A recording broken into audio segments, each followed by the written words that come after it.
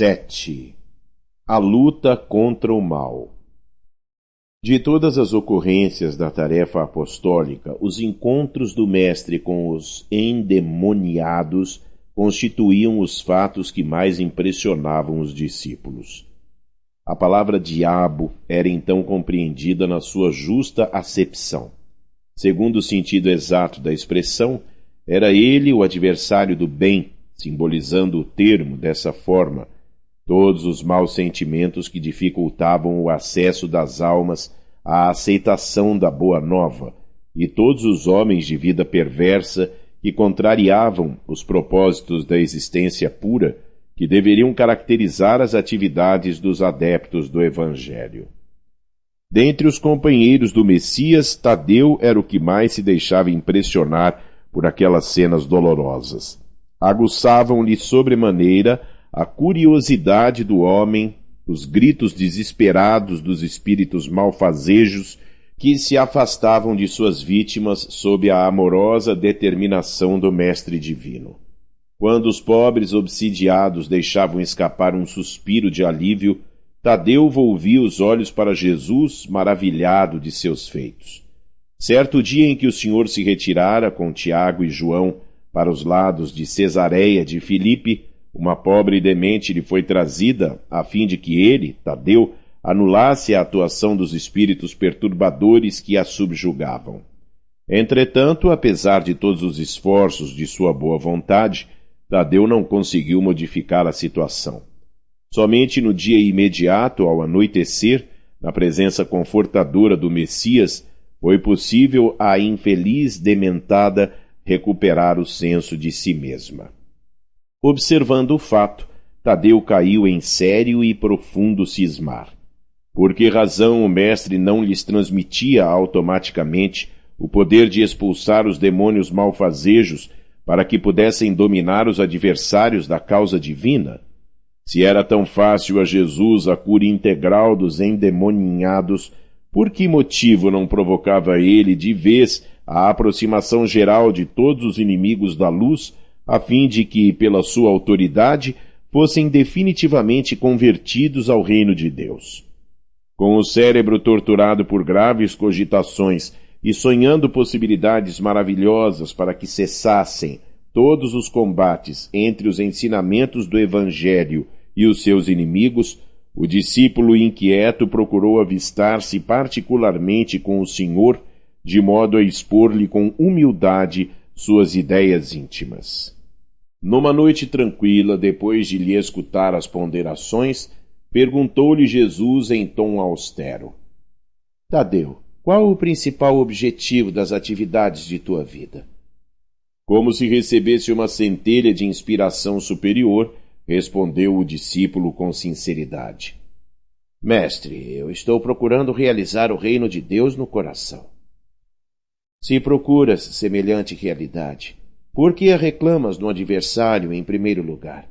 Seria justo esqueceres as tuas próprias necessidades nesse sentido?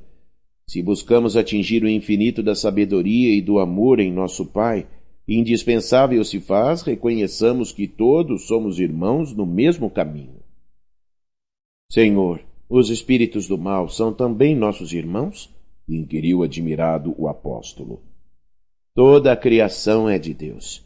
Os que vestem a túnica do mal envergarão um dia a da redenção pelo bem.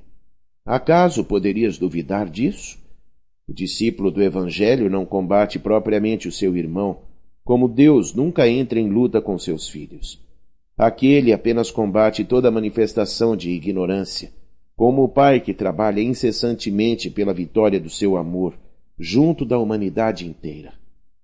Mas não seria justo, ajuntou o discípulo com certa convicção, convocarmos todos os gênios malfazejos para que se convertessem à verdade dos céus? O mestre, sem se surpreender com essa observação, disse: Por que motivo não procede Deus assim? Porventura, teríamos nós uma substância de amor mais sublime e mais forte que a do seu coração paternal? Tadeu, jamais olvidemos o bom combate. Se alguém te convoca ao labor ingrato da má semente, Não desdenhes a boa luta pela vitória do bem, encarando qualquer posição difícil como um ensejo sagrado para revelares a tua fidelidade a Deus. Abraça sempre o teu irmão. Se o adversário do reino te provoca ao esclarecimento de toda a verdade, não desprezes a hora de trabalhar pela vitória da luz. Mas segue o teu caminho no mundo atento aos teus próprios deveres, pois não nos consta que Deus abandonasse as suas atividades divinas para impor a renovação moral dos filhos ingratos que se rebelaram na sua casa. Se o mundo parece povoar-se de sombras, é preciso reconhecer que as leis de Deus são sempre as mesmas, em todas as latitudes da vida. É indispensável meditar na lição de nosso Pai e não estacionar a meio caminho que percorremos. Os inimigos do reino se empenham em batalhas sangrentas? Não ouvides o teu próprio trabalho. Padecem no inferno das ambições desmedidas? Caminha para Deus. Lançam a perseguição contra a verdade? Tens contigo a verdade divina que o mundo não poderá roubar, nunca. Os grandes patrimônios da vida não pertencem às forças da terra, mas às do céu. O homem que dominasse o mundo inteiro com a sua força teria de quebrar a sua espada sangrenta ante os direitos inflexíveis da morte. E além desta vida, ninguém te perguntará pelas obrigações que tocam a Deus, mas unicamente pelo mundo interior que te pertence a ti mesmo, sob as vistas amoráveis de nosso Pai. E diríamos de um rei justo e sábio que perguntasse a um só de seus súditos pela justiça e pela sabedoria do reino inteiro? Entretanto, é natural que o súdito seja inquirido acerca dos trabalhos que lhe foram confiados, no plano geral, sendo também justo se lhe pergunte pelo que foi feito de seus pais, de sua companheira, de seus filhos e irmãos. Andas assim tão esquecido desses problemas fáceis e singelos? Aceita a luta sempre que fores julgado digno dela, e não te esqueças, em todas as circunstâncias, de que construir é sempre melhor. Tadeu contemplou o mestre tomado de profunda admiração. Seus esclarecimentos lhe caíam no espírito como gotas imensas de uma nova luz. Senhor, disse ele, vossos raciocínios me iluminam o coração. Mas terei errado externando meus sentimentos de piedade pelos espíritos malfazejos? Não devemos, então, convocá-los ao bom caminho? Toda intenção excelente, redarguiu Jesus, será levada em justa conta no céu. Mas precisamos compreender que não se deve tentar a Deus. Tenho aceitado a luta como o Pai me envia e tenho esclarecido que, a cada dia, basta o seu trabalho. Nunca reuni o colégio dos meus companheiros para provocar as manifestações dos que se comprazem na treva. Reuni-os em todas as circunstâncias e oportunidades, suplicando para o nosso esforço a inspiração sagrada do Todo-Poderoso. O adversário é sempre um necessitado que comparece ao banquete das nossas alegrias, e por isso, embora não o tenha convocado, convidando somente os aflitos, os simples e os de boa vontade, nunca lhe fechei as portas do coração, encarando a sua vinda como uma oportunidade de trabalho, de que Deus nos julga dignos.